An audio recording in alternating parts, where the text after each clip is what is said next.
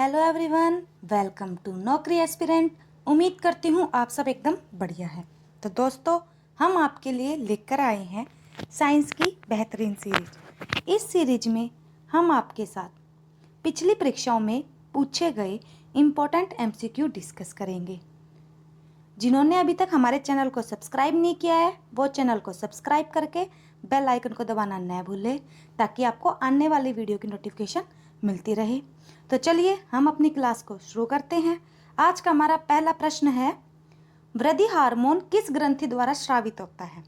आपके पास ऑप्शन है पीनियल ग्रंथि, पीयूष ग्रंथि, हाइपोथैलेमस या अधिवक्र ग्रंथि।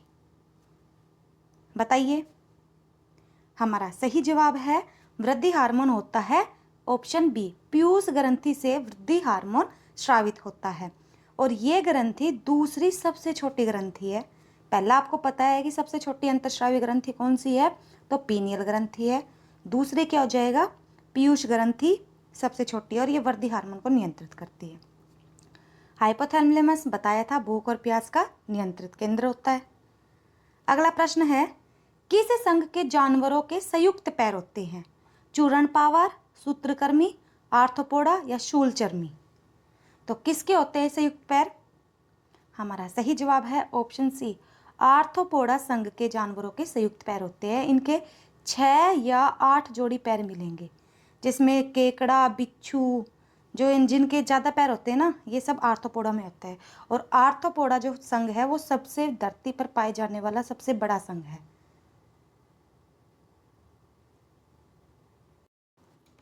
हमारा अगला प्रश्न है, मानव में श्वसन अंगों के सही क्रम का चयन कीजिए।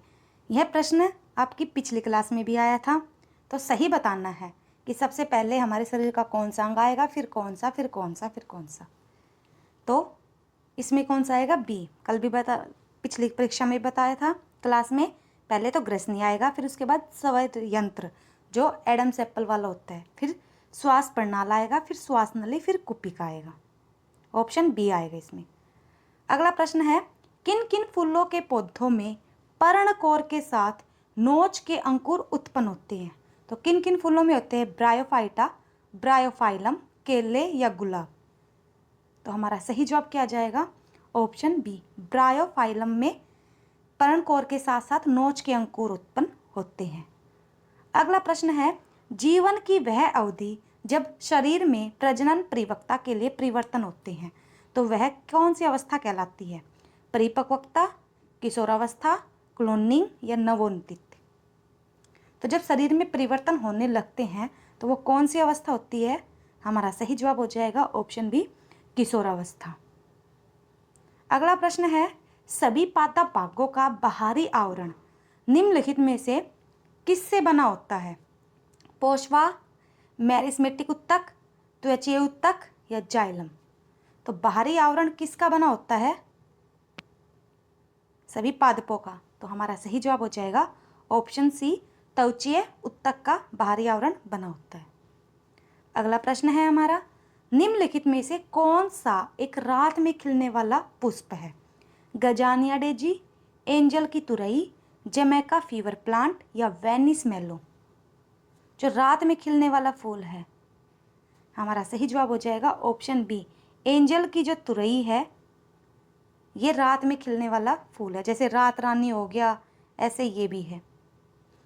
अगला है, कौन सा अम्ल पेट में प्रवेश करने वाले जीवाणुओं को नष्ट कर देता है? नाइट्रिक अम्ल, हाइड्रोक्लोरिक अम्ल, बोरिक अम्ल या यूरिक अम्ल। इसमें यह पूछा गया कि हमारे पेट में कौन सा अम्ल होता है।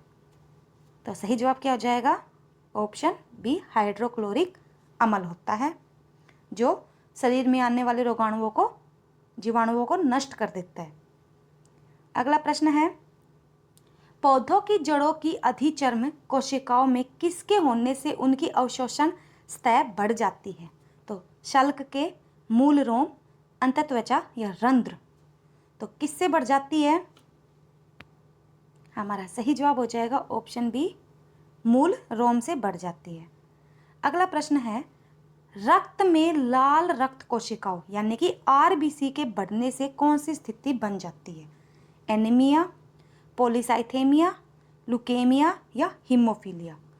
जब आरबीसी अधिक मात्रा में बढ़ जाती है हमारे शरीर में, तब कौन सी स्थिति बन जाती है? तो उससे क्या हो जाता है, हमारे शरीर में पोलोसाइथेमिया रोग हो जाता है आरबीसी के बढ़ने से। अगर आरबीसी एकदम से कम हो जाए, दो है कंडीशन है, एक तो कम हो जाए और एक एकदम से कम हो जाए। एकदम से कम हो जाएगी तो हमारे शरीर में हो जाएगा कम होने पर एनीमिया, कम होने पर तो एनीमिया रोग हो जाएगा और बढ़ने पर पोलोसाइथेमिया हो जाएगा।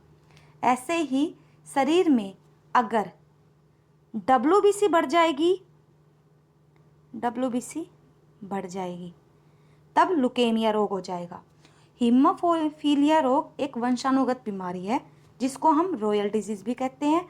और ये क्या होती है, इसमें जब ये बीमारी हो जाती है तो शरीर में थक्का नहीं बनता रक्त का, यानी कि अगर चोट लग जाए तो हमारा शरीर के में खून बहता रहता है। तो फिर से बता देती हूँ, आरबीसी के बढ़ने से तो पोलीसाइथेमिया हो जाता है, कम होने पर एनीमिया होता है, डब्ल्यूबीसी के बढ़ने से लुकेमिया होता है, और हीमोफीलिया क्या होता है, इसमें रक्त का थक्का नहीं बनता। ये एक वंशानुगत बीमारी है, इसको रॉयल डिजीज भी कहते हैं। क्यों कहते हैं? क्योंकि सबसे पहले महारानी विक्टोरिया को हुई थी। अगला प्रश्न है, निम्नलिखित में से कौन सा कथन गलत है? ऑप्शन है, जाइलम तंतु को बस्ट फाइबर के रूप में भी जाना जाता है। जाइलम जिम्नोस्पर्म की तृतीयक कोशिका भित्ति में उपस्थित होता है। स्क्लेरोकाइमा कोशिकाओं में विलुप्त कोशिका ल्यूमेन और लिग्निन युक्त कोशिका भित्ति है। अगला है, एंजियोस्पर्म में तत्व और सहचर कोशिकाएं संतति कोशिकाओं के रूप में उत्पादित होती है। तो हमारा सही जवाब क्या हो जाएगा? हमारा सही जवाब है ऑप्शन ए, जाइलम तंतु को बस्ट फाइबर के रूप में जाना जाता है। ये कथन हमारा गलत है। अगला प्रश्न है, मनुष्य के कान के बाहरी हिस्से को क्या कहते हैं? मुद्रक, कर्णावर्त, कर्णपल्लव या कर्णपट? तो मनुष्य के कान के बाहरी हिस्से को हम बोलते हैं ऑप्शन सी, कर्णपल्लव, जिसको इंग्लिश में हम पिन्ना भी बोलते हैं, PINNA। मनुष्य के कान के बाहरी हिस्से को पिन्ना बोलते हैं। हैक्सला, लेबुला ये इसी के हिस्से हैं। अगला प्रश्न है, निम्नलिखित में से किसे पादप वर्ग का उभयचर कहा जाता है? पिछली क्लास में भी यह प्रश्न आया था। पादप जगत का उभयचर ब्रायोफाइटा, जिम्नोस्पर्म, थैलोफाइटा या टेरिडोफाइटा? तो हमारा सही जवाब क्या जाएगा? ऑप्शन सी, थैलोफाइटा को पादप जगत का उभयचर, सॉरी थैलोफाइटा नहीं आएगा, ब्रायोफाइटा, जो जल और थल दोनों में पाया जाता है। अगला प्रश्न है हमारा, नवजातों के आमाशय में के रस में पाया जाने वाला वह कौन सा प्रोटीन है जो पचाने वाला किण्वन है, जो दूध के प्रोटीन को पचाने में मदद करता है? ये स्पेशली बच्चों में पाया जाता है। तो कौन सा है वो? ट्रिप्सिन, पेप्सिन, रेनिन या अमाइलेज? तो कौन सा है बताइए? तो हमारा सही जवाब क्या हो जाएगा? रेनिन। ये क्या होता है, जैसे हमने देखा होगा जब छोटे बच्चे दूध पीते हैं, अगर थोड़ी देर बाद जब उसके मुंह से दूध निकलता है तो वो थोड़ा दही जैसा होता है। तो ये क्या करता है, ये रेनिन एंजाइम होता है, इसी ने दूध को पचा के उसको दही में कन्वर्ट कर दिया। तो ये छोटे बच्चों में स्पेशली पाया जाता है रेनिन एंजाइम। अगला प्रश्न है, स्पर्श के कारण पौधों में दिशात्मक विकास गति को क्या कहा जाता है? स्पर्श रूपांतरण, गुरुत्वानुवर्तन, प्रकाशानुवर्तन या रासायनिक अनुवर्तन? तो स्पर्श के कारण उसको क्या बोला जाएगा? हमारा सही जो है स्पर्श होगा तो स्पर्श रूपांतरण बोला जाएगा। अगला प्रश्न है, निम्नलिखित में से कौन सा एंजाइम वसा को तोड़ने में मदद करता है? लाइपेज, अमाइलेज, ट्रिप्सिन या राइबोन्यूक्लियेज? तो जो वसा को तोड़ता है वो एंजाइम होता है लाइपेज। लाइपेज तोड़ता है वसा को, अमाइलेज तोड़ता है कार्बोहाइड्रेट्स को और ट्रिप्सिन तोड़ता है प्रोटीन को। लाइपेज वसा को, अमाइलेज कार्बोहाइड्रेट्स को, ट्रिप्सिन प्रोटीन को। अगला प्रश्न है, अंडे बनाने वाला हिस्सा है, पुष्प योनि में बनता है अंडे, पुष्प कोश में, पुष्प केसर में या कोरोला में? तो जो अंडे बनते हैं वो बनते हैं पुष्प योनि में। अगला प्रश्न है, फूल का कौन सा हिस्सा एक बंद फूल की रक्षा करता है? बाह्य दल, पुंकेसर, पंखुड़ी या परागकोश? तो जो अंदर वाले हिस्से की रक्षा कौन करेगा? जो बाहर रहेगा, और बाहर है बाह्य दल। अंदर वाले फूल की रक्षा करता है। अगला प्रश्न है, निम्नलिखित में से कौन सा एंजाइम वसा को तोड़ने में मदद करता है? अभी बताया था, वसा को कौन सा तोड़ता है? जल्दी से बताइए। ऑप्शन ए, वसा को तोड़ता है लाइपेज, अमाइलेज कार्बोहाइड्रेट्स को, ट्रिप्सिन प्रोटीन को तोड़ता है। अगला प्रश्न है, निम्नलिखित में से कौन सा संघ पोरीफेरा का उदाहरण है? हाइड्रा, पिनकर्मी, साइनकोन या प्लेनेरिया? तो पोरीफेरा का एक संघ होता है, तो इसमें जैसे जितने भी कीड़े मकोड़े हैं वो आते हैं। तो पोरीफेरा में कौन से आते हैं? तो पोरीफेरा में आते हैं ऑप्शन सी, साइकन। पोरीफेरा संघ क्या होते हैं? ये बहुकोशीय होते हैं, उत्तक नहीं बनाते, लेकिन बहुकोशीय होते हैं लेकिन उत्तक नहीं बनाते। इसमें साइकन आ गया, स्पंज आ गया, ऐसे होते हैं। हाइड्रा सिलेंड्रेटा में आता है। अगला प्रश्न है, जो भी बच्चे गवर्नमेंट एग्जाम की तैयारी करना चाहते हैं तो वो अगर आपको फ्री में PDF और नोट्स चाहिए तो आप हमारी वेबसाइट पर विजिट कर सकते हैं। हमारी वेबसाइट है www.naukriaspirant.com। साथ ही आप गूगल प्ले स्टोर पर जाकर हमारी ऐप को डाउनलोड भी कर सकते हैं। वहाँ से भी आपको फ्री में नोट्स और PDF अवेलेबल हो जाएंगी। आप अपकमिंग एग्ज़ाम कोई भी हो, CGL हो, HTET हो, CTET हो, CET हो, किसी भी एग्ज़ाम की आप तैयारी कर सकते हैं। चलिए, हमारा अगला प्रश्न है, कार्टेक्स एक प्रकार का विभेजक उत्तक है, भरण उत्तक है, संवहनी उत्तक है या एपिडर्मल उत्तक है? तो कैसा है? ऑप्शन बी, भरण उत्तक है। अगला प्रश्न है, मानव शरीर में कितनी मेरु तंत्रिकाएं है? 10 जोड़ी, 31 जोड़ी, 21 जोड़ी या 12 जोड़ी? जो मेरु तंत्रिकाएं होती है वो कितनी है? ऑप्शन बी, 31 जोड़ी होती है। अगला प्रश्न है, किसी पेड़ के तने के व्यास को मापने के लिए इस्तेमाल किया जाने वाला उपकरण क्या कहलाता है? एल्बर्नम, ड्यूरेमेन, टाइलोसिस या डेंडोग्राम? यानी कि पेड़ की मोटाई कितनी है व्यास की, तो कैसे पता चलेगा? कौन से उपकरण से? तो ऑप्शन डी, डेंडोग्राम से पता चलेगा। अगला प्रश्न है, निम्नलिखित में से कौन सा एंजाइम अग्नाशय द्वारा स्रावित है? माल्टेज, लैक्टेज, ट्रिप्सिन या स्यूकेट्स? अग्नाशय द्वारा बताना है, तो चारों में से कौन सा है? तो हमारा सही जवाब है अग्नाशय द्वारा होता है ट्रिप्सिन। अगला प्रश्न है, जब इल्ली यानी कि कैटरपिलर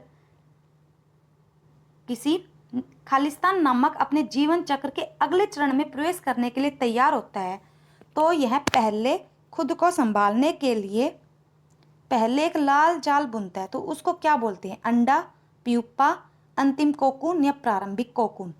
बताइए क्या बोलते हैं? तो उसको बोलते हैं प्यूपा। क्या बोलते हैं? प्यूपा बोलते हैं। अगला प्रश्न है, आहार नली में अंगों द्वारा स्रावित कौन सा रस वसा के पाचन में महत्वपूर्ण भूमिका निभाता है? बताइए। पाचन के लिए अग्नाशय रस, लार, हाइड्रोक्लोरिक अम्ल, स्लेम, पीतरस अग्नाशय या लार हाइड्रोक्लोरिक अम्ल? तो कौन सा होता है? कौन सा सहायता करता है? तो हमारा सही जवाब है पीतरस, जो अग्नाशय रस भी होता है। अगला प्रश्न है, निम्नलिखित में से कौन सा जीव प्रकाश संश्लेषण द्वारा अपना भोजन तैयार कर सकता है? शैवाल, कवक, राइजोबियम या विषाणु? तो प्रकाश संश्लेषण के द्वारा कौन अपना भोजन तैयार करता है? हमारा सही जवाब है ऑप्शन ए, शैवाल। अगला प्रश्न है, अमाशय द्वारा स्रावित बलगम की भूमिका क्या है? अमाशय की परत की रक्षा करना, वसा को पचाना, भोजन में कीटाणुओं को मारना, प्रोटीन को पचाना?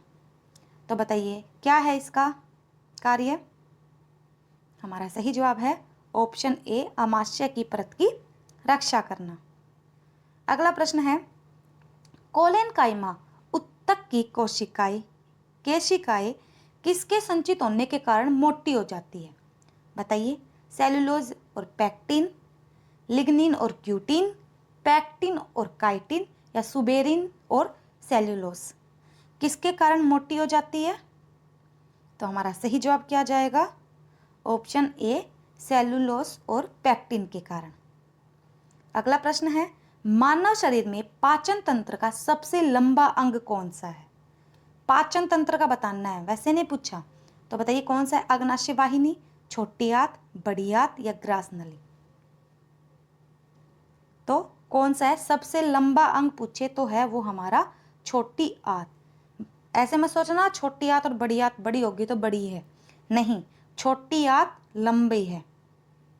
अगला प्रश्न, कौन सा जीवाणु फलीदार पौधों की जड़ों में सहजीवी के रूप में पाया जाता है? राइजोबियम, बैसिलस, ई कोलाई, या एक्रोमोबैक्टर? तो कौन सा पाया जाता है? Option A, rhizobium. अगला प्रश्न है, छोटी आंत की भीतरी दीवारों यानी आंतरिक भित्ति में हजारों उंगलियों के आकार की अधो संरचनाएं पाई जाती है, इसे क्या कहते हैं? लंप, मायोमास, विल्ली, या बिनाइन? बिनाइन बताइए। तो उनको बोला जाता है विल्ली। छोटी आंत में ऐसे उंगली जैसी संरचना पाई जाती है तो उनको विल्ली बोला जाता है। नेक्स्ट है, पत्तियों में मौजूद हरा रंग किसके नाम से जाना जाता है? सभी को पता है, फ्लोएम, जाइलम, क्लोरोफिल, या उत्तक? तो पत्तियों में जो हरा रंग होता है वो क्लोरोफिल की उपस्थिति के कारण होता है, और इसमें क्या पाया जाता है? मैग्नीशियम। अगला प्रश्न है, किसको कोशिका का पावर हाउस के रूप में जाना जाता है क्योंकि ये भोजन में ऊर्जा मुक्त करने में शामिल है? आया हुआ है लाइसोसोम, प्लास्टिड, माइटोकॉन्ड्रिया, या रिक्ताई? तो पावर हाउस किसको कहा जाता है कोशिका का? ऑप्शन सी, माइटोकॉन्ड्रिया को कोशिका का पावर हाउस कहा जाता है। लाइसोसोम को क्या कहा जाता है? आत्महत्या की थिल्ली। प्लास्टिड पौधों में पाया जाता है। अगला है, कौन सा उत्तक एकमात्र पादप उत्तक है जो कोशिका विभाजन द्वारा नई कोशिकाओं का उत्पादन करता है? तो यानी मृदु उत्तक, पेरेन्काइमा, जाइलम, स्थूलकोण, या कोलनकाइमा, विभायोजक, या मेरिस्मेटिक? तो कौन सा नई कोशिकाओं का निर्माण करता है? तो वो करता है विभाज्योतक। अगला है, लार किसके पाचन में मदद करता है? स्टार्च, फाइबर, प्रोटीन, या वसा? तो जो हमारे मुंह में लार होती है वो क्या करता है? स्टार्च का पाचन करता है। जैसे हम खाना खाते हैं तो रोटी है तो रोटी में भी स्टार्च होता है, तो इसके पाचन में मदद कौन करता है? तो लार ही करती है। अगला है, पौधों द्वारा स्रावित संश्लेषित खाद्य पदार्थ किस रूप में संग्रहित किया जाता है? ग्लाइकोजन, स्टार्च, वसा, प्रोटीन? तो बताइए, हमारा सही जवाब है ऑप्शन बी, स्टार्च के रूप में ही संग्रहित किया जाता है। अगला प्रश्न है, हमारे मुंह में मौजूद लार किसके रूपांतरण में मदद करता है? प्रोटीन से पेप्टोन में, प्रोटीन से अमीनो अम्ल में, स्टार्च से ग्लूकोज में, ग्लूकोज से फ्रुक्टोज में? तो अभी बताया था लार क्या करती है? तो लार करती है स्टार्च का पाचन करती है, और स्टार्च को फिर किस में? ग्लूकोज यानी एनर्जी में बदल देते, तो स्टार्च से ग्लूकोज में। हमारा अगला प्रश्न है, निम्नलिखित में से किसे जिम्नोस्पर्म के अंतर्गत वर्गीकृत किया गया है? चारा, पाइनस, उल्वा, या फनेरिया? तो किसको किया गया है? ऑप्शन बी, पाइनस को। हमारा अगला प्रश्न है, सूर्य के प्रकाश में प्रकाश संश्लेषण की क्रिया के दौरान निम्नलिखित में से कौन सा रंग अधिकतम होता है? बैंगनी, नारंगी, लाल, या हरा? तो कौन सा रंग सबसे अधिकतम होता है? हमारा सही जवाब है ऑप्शन सी, रेड कलर।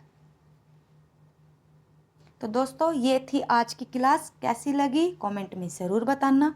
जिन्होंने अभी तक हमारे चैनल को सब्सक्राइब नहीं किया है, चैनल को सब्सक्राइब करके बेल आइकन को दबाना न भूलें। वीडियो को लाइक करना, शेयर करना एंड कमेंट करके जरूर बताना। Thanks for watching. Bye bye, take care.